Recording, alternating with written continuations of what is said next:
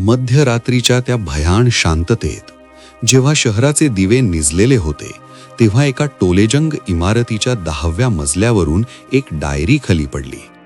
ती डायरी कोणा सामान्य माणसाची नव्हती, ती होती समीरची, एका अशा माणसाची ज्याने शून्यातून विश्व निर्माण केलं होतं. पण आज त्याच्या स्वतःच्या विश्वात एकही तारा उरला नव्हता.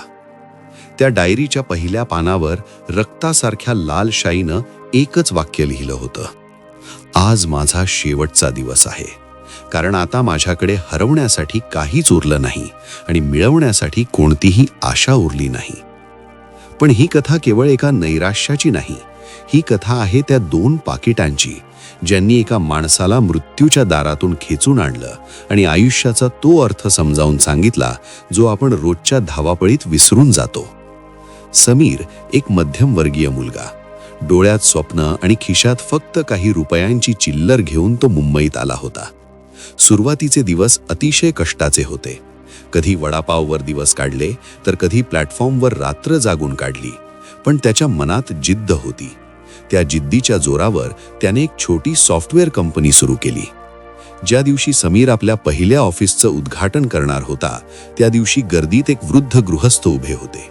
पांढरे शुभ्र केस, चेहऱ्यावर अनुभवाच्या शेकडो सुरकुत्या आणि डोळ्यात एक अजब शांतता. ते समीरकडे आले आणि त्याच्या हातात 2 पाकिटं ठेवली.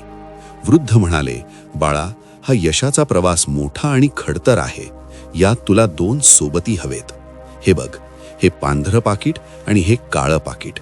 जेव्हा तुला वाटेल की तू जगाचा राजा आहेस, तू यशाच्या शिखरावर आहेस आणि तुझ्यापेक्षा मोठं कोणीच नाही, तेव्हा हे काळं पाकिट उघड. आणि जेव्हा तुला वाटेल की तुझ्या पायाखालची जमीन सरकली आहे, नशिबानं तुझा हात सोडला आहे आणि समोर फक्त अंधार आहे, तेव्हा हे पांढरं पाकिट उघड. समीरने हसून ती पाकिटं घेतली. त्याला वाटलं हे कोणीतरी जुन्या विचारांचे आजोबा असतील, जे आशीर्वाद द्यायला आलेत. त्याने ती पाकिटं आपल्या कपाटाच्या कोपऱ्यात टाकून दिली आणि तो आपल्या कामात गुंतला. पुढची 10 वर्ष समीरसाठी सोन्याची होती. ज्याने जे जे स्वप्न पाहिलं ते पूर्ण झालं. त्याची छोटी कंपनी आता एक साम्राज्य बनली होती.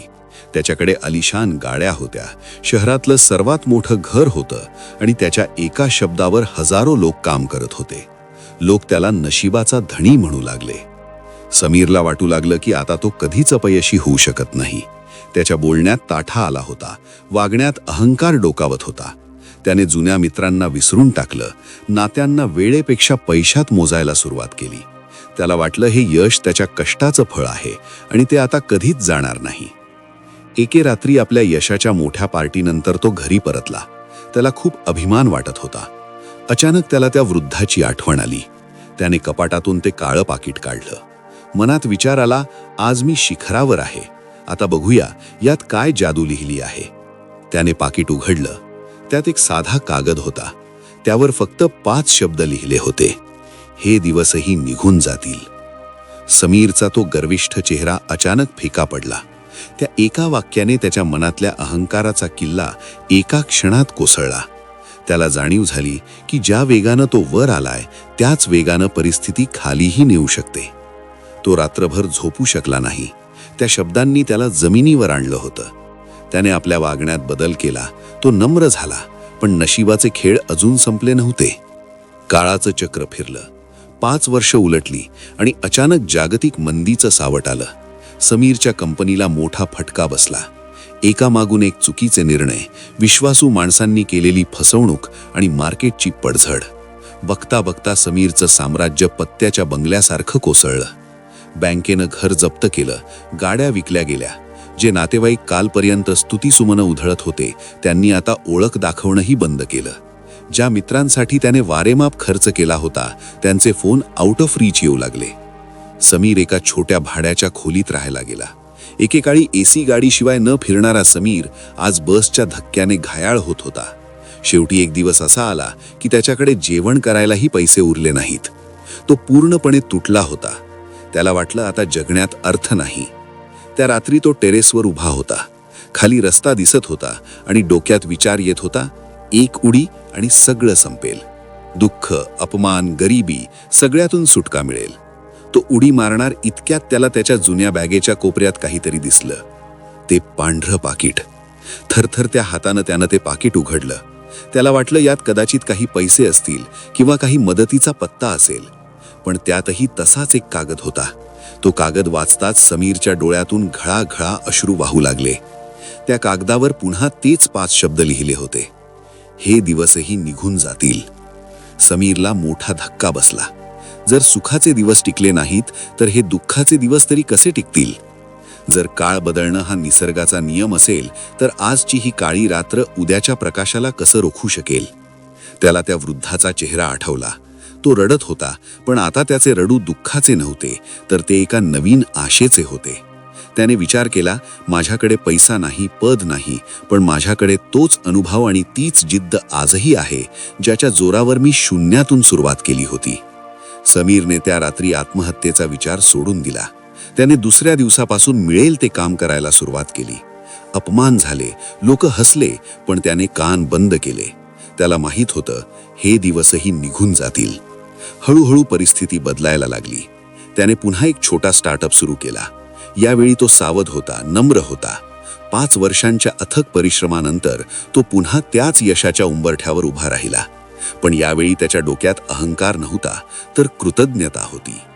तो त्या वृद्धाला शोधायला निघाला, पण ते त्याला कुठेच सापडले नाहीत. कदाचित ते वृद्ध व्यक्ती म्हणजे स्वतः वेळ होता, जो आपल्याला धडा शिकवण्यासाठी कोणत्या ना कोणत्या रूपात येत असतो. मित्रांनो, आज आपल्यापैकी अनेक जण अशा परिस्थितीत असतील जिथे वाटत असेल की आता काहीच उरलं नाही. कोणाचं ब्रेकअप झालं असेल, कोणाची नोकरी गेली असेल, तर कोणी कर्जाच्या ओझ्याखाली दबलेलं असेल. पण लक्षात ठेवा, तुमची आजची परिस्थिती तुमचं संपूर्ण आयुष्य नाही. ज्याप्रमाणे समुद्राला भरती आली की ओहोटीही येणारच असते, त्याचप्रमाणे आयुष्यात सुख आलं की दुःख आणि दुःख आलं की सुख हे चक्र सुरूच राहतं. जर तुम्ही आज खूप सुखात असाल तर पाय जमिनीवर ठेवा, गरजूंची मदत करा आणि अहंकार टाळा, कारण हे दिवसही निघून जातील. आणि जर तुम्ही आज खूप मोठ्या संकटात असाल, अंधारात असाल, तर स्वतःला पुन्हा पुन्हा सांगा, घाबरू नकोस मित्रा, हे दिवसही निघून जातील. आयुष्य हे कोणा एका क्षणाचं नाव नाही, तर अनेक क्षणांच्या मालिकेचं नाव आहे. आज जे तुम्हाला संपल्यासारखं वाटतंय, ती कदाचित एका नवीन आणि मोठ्या सुरुवातीची नांदी असू शकते. फक्त धीर सोडू नका, कारण परिवर्तन हाच जगाचा आणि निसर्गाचा शाश्वत नियम आहे. तुमचा आजचा कठीण काळ उद्याचा इतिहास बनणार आहे. फक्त त्या इतिहासाला कलाटणी देण्याची ताकद तुमच्या मनात ठेवा. लक्षात ठेवा, काळ कितीही मोठा असो, तो बदलतोच. कथा कशी वाटली? तुमच्या आयुष्यात असा कोणता क्षण आलाय का जेव्हा तुम्हाला वाटलं की हे दिवसही निघून जातील? कमेंट्समध्ये नक्की सांगा आणि हा विचार त्या मित्रापर्यंत पोहोचवा ज्याला आज आशेच्या एका किरणाची गरज आहे. तसेच विकी कथा चॅनलला सुद्धा लाईक, शेअर आणि सबस्क्राईब करायला विसरू नका. धन्यवाद.